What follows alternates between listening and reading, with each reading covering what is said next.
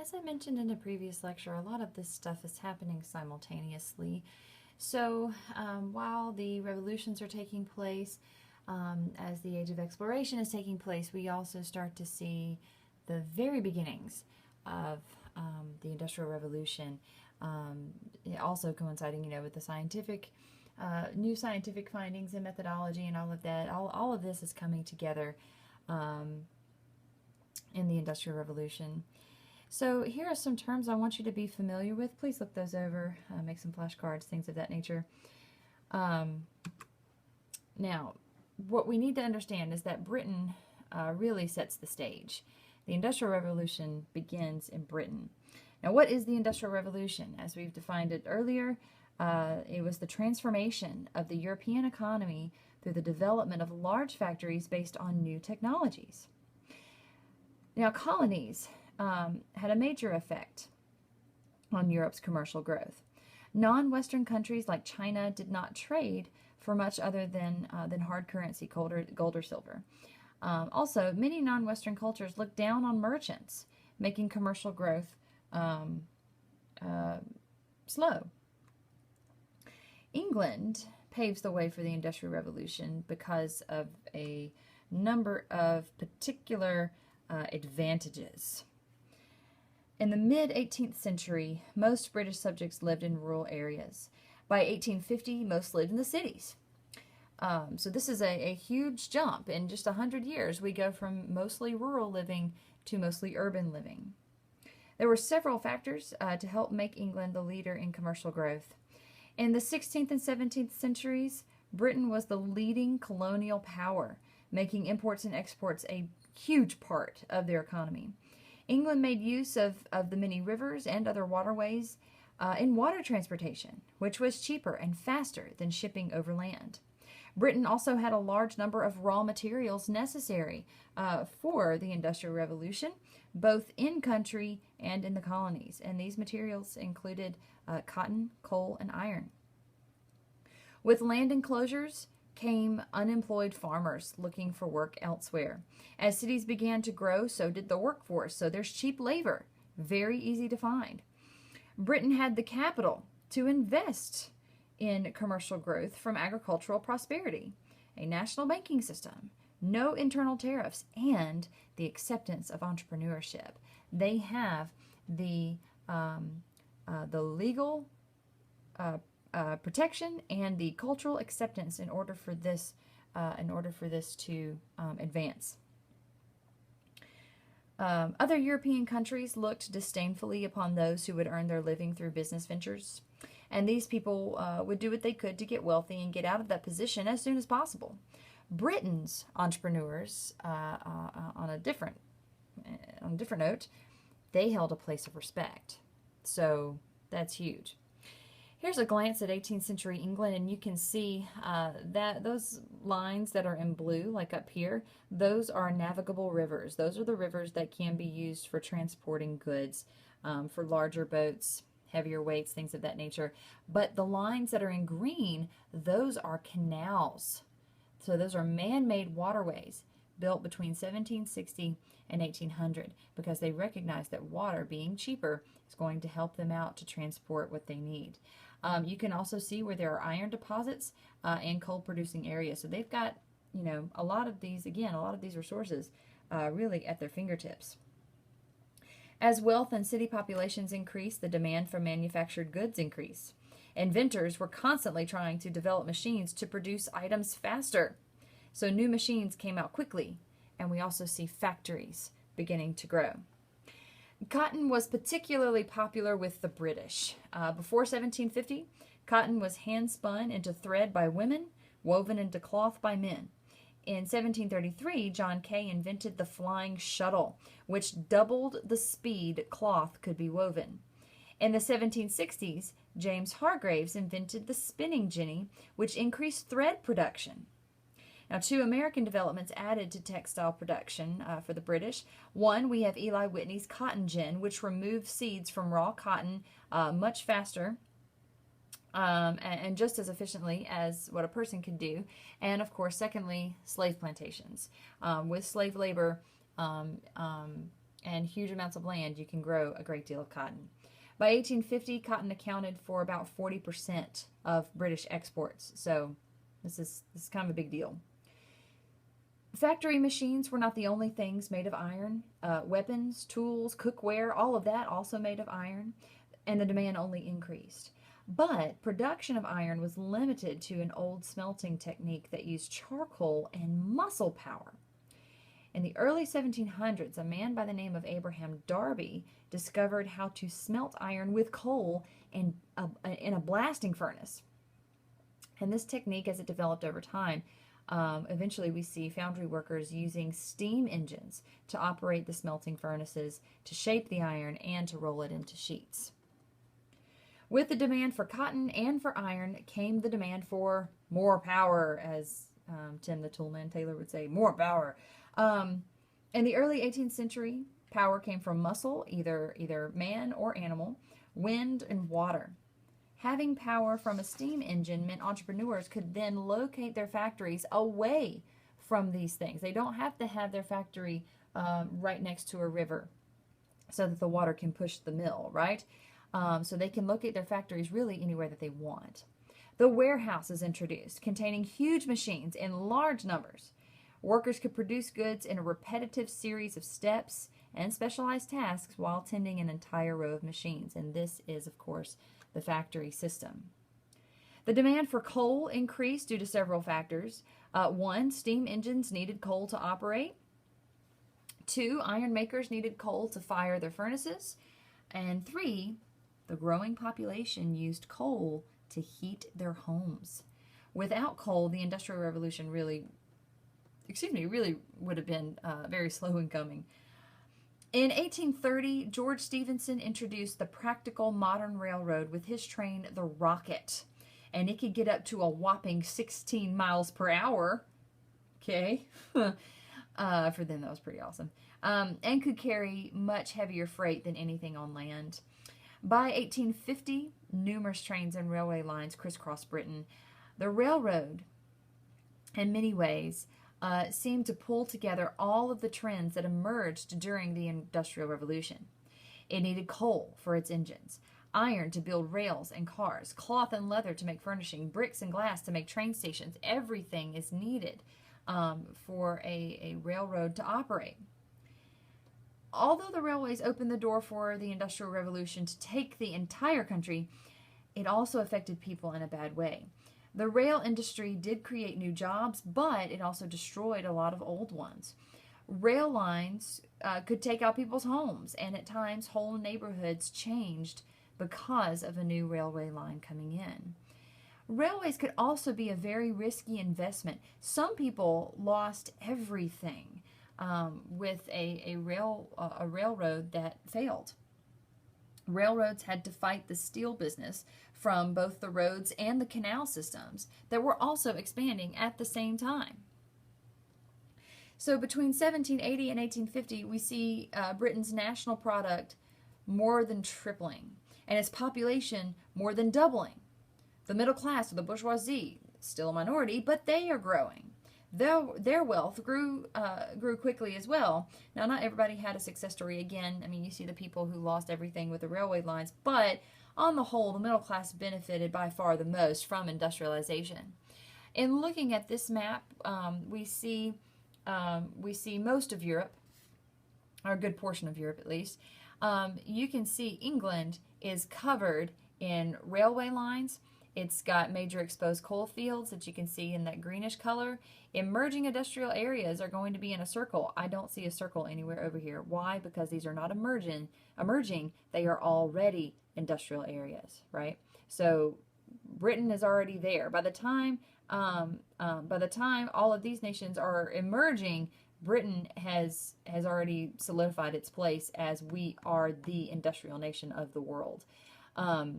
You can see railway lines starting to crisscross a little bit around here, emerging industrial areas signified by the orange circle, some scattered ironworks throughout Europe, and some different things that different places are producing. We've got silk, like northern Italy, we've got silk, we've got wool in the Austrian Empire. cotton over here in France. So a lot of different places producing different things as part of the Industrial Revolution and their place in the Industrial Revolution. As the middle class grew, ideas surrounding family life changed. Marriage should come from love more than just making a good match, right?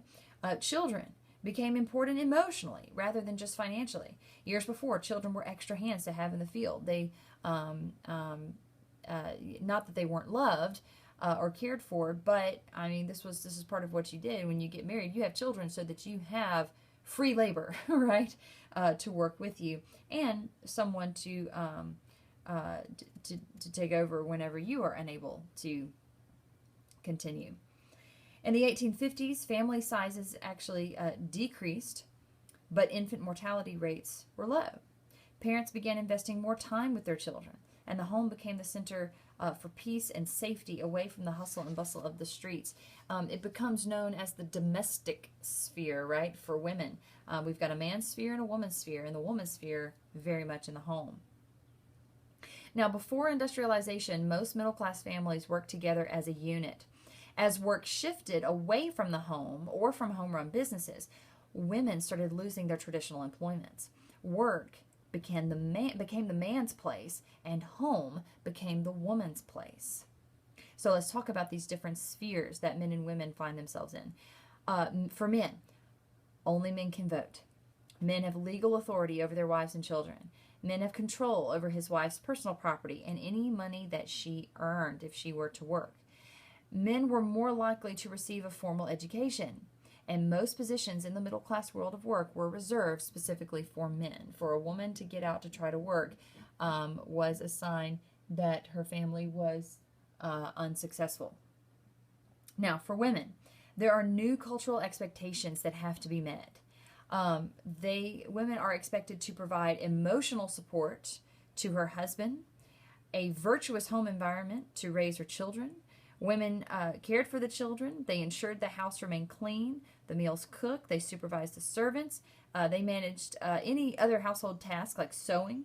But she should not be involved in politics. Work should somehow be connected to a domestic role like teaching, selling women's clothing, things like that. If you have to work, then it better be within your sphere, something that's connected to you.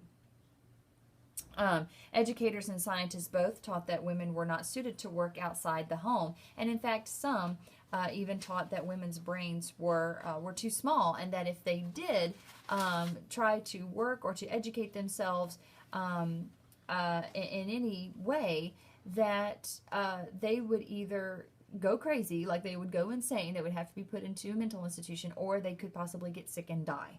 So this is not necessarily the nicest time for women to live in. Middle class success in many ways was measured by the way men and women held their roles and their finances. If they could afford servants, for example, they were successful. Now, the working classes are a completely different story. The working class labored for long hours in factories and in mines. Industrialization seemed to hurt more than it helped. They worked 6 days a week for 12 to 16 hours a day, and really they only earned enough to exist. But few of them could afford furniture or things like that. Most of them had enough money for food, but even those wages were hard to come by. In textile factories, whole families would typically work together. Women earned about a third as much of what men earned, and children earned even less than that. Factory owners would then try to hire women and children as much as possible in order to save money. And they even worked out deals with local orphanages. It's not funny. It's just like, huh? But they worked out deals with local orphanages in order to contract child labor. Another very real possibility for women during this time was turning to prostitution. If a woman had, let's say, whether she has children or not, she has bills that she has to pay. Now, those bills are going to be incredibly limited. It's not the same as what we have now with, oh, I've got a car note and I've got insurance and I've got, all these different things that I have to pay for, the light bill. These women would have had to pay for rent. They would have had to pay for food. obviously for clothes. But whenever they would go to work in factories, sometimes they were obligated to buy their own equipment before they would go to work. So, for example, if I'm going to go sew, I have to buy my own needles, like things like that, right? So, women workers found themselves in a very difficult place. And some women chose to enter prostitution as a means to earn more money. Some women were forced into prostitution by way of rape or domestic abuse. It's very similar to what we see today. So so there is that very very real consequence of the Industrial Revolution. The working class had more to deal with while working as well. The risk of losing jobs was very prevalent. Business ventures regularly failed, and with that came huge job losses. The risk of injury, very, very high. Children were maimed or killed easily when working in tight spaces in and around machinery. Bad health because of exposure to chemicals and dust and smoke and residue and all of that caused shorter life expectancy. We start to see lifestyles beginning to change as well, since the people were no longer tied to the land. Now, when you're farming, you work with the seasonal changes. When the sun's up, I go out and work. When the sun goes down, I do whatever work can be done inside. But summertime, I'm bringing in the harvest. So the wintertime, I've got food to eat, right? So lifestyles are changing. After industrialization, people were required to work long hours every season and to endure harsh discipline. Some children were beaten and chained to their workstations. So this is a not necessarily the nicest time for anybody. I said, not the nicest time for women. It's really not the nicest time for anybody, unless you are like in charge. Working class consciousness. Okay, well, since workers are living in close proximity to each other, they're working together, they socialize. They begin forming organizations such as fraternal societies to help them and their families. They also began protesting in the form of sabotage and strikes. Workers would destroy machinery and accessories, and these forms of protest was called Luddism. Eventually, industrial workers began to see themselves as a separate class altogether. Although they weren't completely unified, they would work together to better their working conditions. As industrialization spread, there was great urban growth. As cities grew, new suburbs and new towns popped up as well.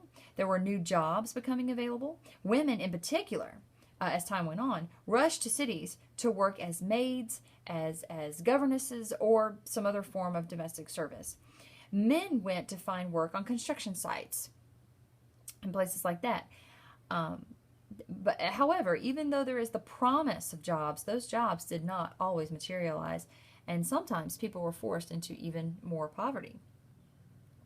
The environment also suffered from industrialization. Smoke began to fill the air, rivers were polluted, forests shrank, landscapes were altered completely with the introduction of heavy mining and railroads. There was little running water, and most people didn't have toilets. Human and animal waste, therefore, were thrown into the streets for the most part. As people arrived in town, they mostly lived close to people they knew or to people who were from their hometown, creating many neighborhoods and a feeling of segregation from everyone else. So this idea of coming together is a very popular one, right? Because you're doing it mostly out of necessity. Contemporaries associated cities with certain things. They said cities were overcrowded, they were filthy, they were crime-ridden, there's nothing but moral degeneracy, and there is an unruly working class. Like, they're not nice people, right? These are not nice people we want to be around. Theft and robbery did increase as cities grew, but crime was always prevalent. And we tend to talk about how, oh my goodness, there was a rise in crime. Well, of course there was a rise in crime. There's more people. Again, people are people, and people want what they want. If we don't have the love of God in us, then we don't necessarily have that restraining force in our lives to keep us from preventing or keep us from doing certain things. Now, that's my soapbox. Thank you for letting me share. Whether or not the middle or upper class worried too much about their safety, when cities grow, crime naturally grows as well. And in 1829, we see a new uniformed police force called the Bobbies taking to the streets. And pretty much everybody was okay with them. But they become a new part of law enforcement. Okay, so again, as cities grow, so does the possibility of disease. In cities, the poor lived half as long as the rich.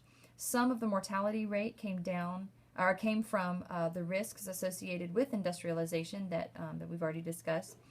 The greatest danger, however, came from infectious diseases. Those living in slums and working class quarters were the most vulnerable. Tuberculosis, diphtheria, cholera, those were some of the worst diseases caught during this time. And at the time, doctors had many views as to how people caught these diseases.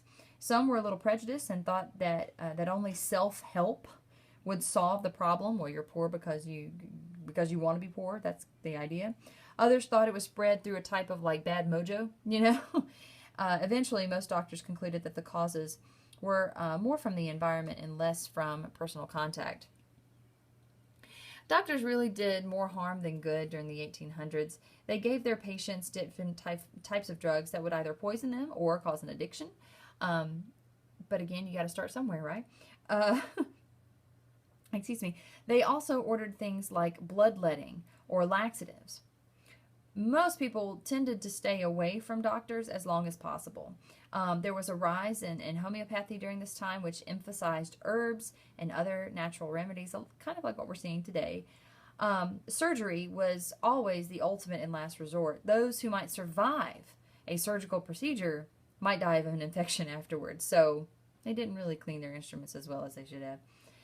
With all of that stated, there were some pretty good advancements in medicine during this time as well. The smallpox vaccine had all but wiped out the disease. After 1846, anesthetics were used and made surgery bearable. Some countries began the process of licensing and educating those in healthcare. Those studying to become doctors and nurses underwent intensive training and learned to examine patients as well as listening to their complaints. So again, what we see as, oh my goodness, what are they doing in this health jolting chair? And why is he listening to that man's hip? When we think about those things, we have to remember, once again, we're studying the past for the past's sake. These people are not more stupid than what we are. They simply did not have the tools necessary like what we do today. And so it's because of them that we are able to be where we are now. So that concludes our discussion on the Industrial Revolution, and we'll pick up next time. Thanks so much.